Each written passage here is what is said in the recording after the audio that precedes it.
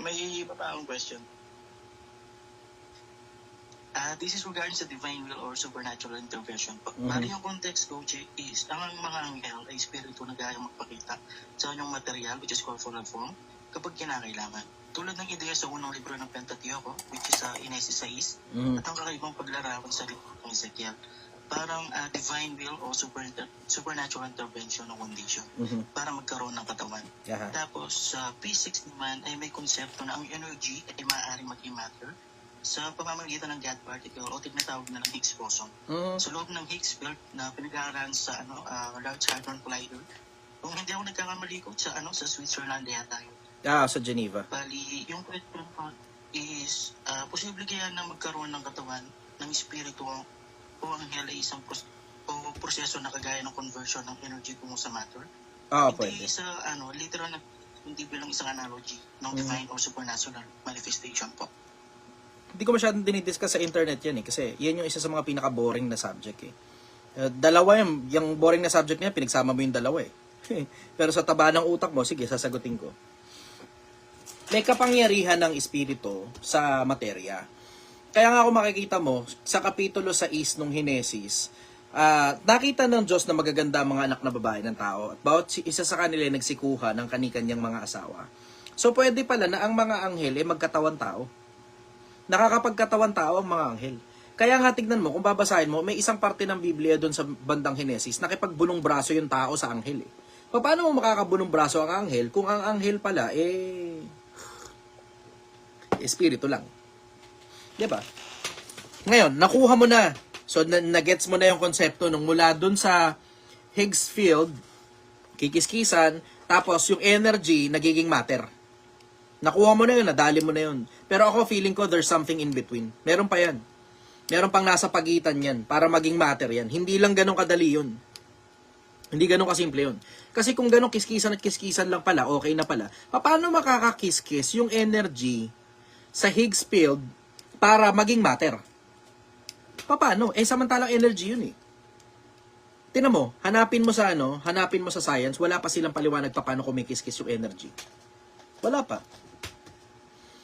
Hanggang ngayon, waiting pa rin ako nag-aantay pa rin ako dyan Nag-aantay ako ng bagong update tungkol dyan So far, wala pa ako makitang bagong update Pero baka makakita tayo ng mga bagong bagay pa paglipas ng panahon. Kasi ngayon, nakakapasok na tayo sa possibility of ibang dimension Kung nakikita mo yun sa quantum computers, wala halos paliwanag kung paano nakakahiram ng oras yung quantum computer para mag-calculate ng trillions of years of possibility in just 5 minutes.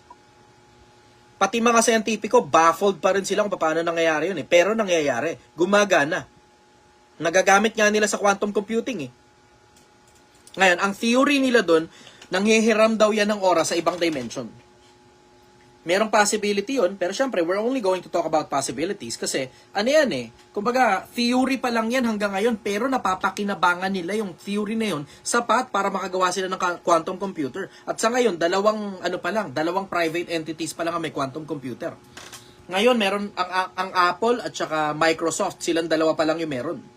Pero hindi pa yan for public use. Hindi pa. Hindi natin alam kung anong gamit niyan sa publiko, pero sigurado, the end na yan ng encryption kapag lumabas yan sa publiko. Delikado masyado na mailabas sa publiko yung quantum computers na yan.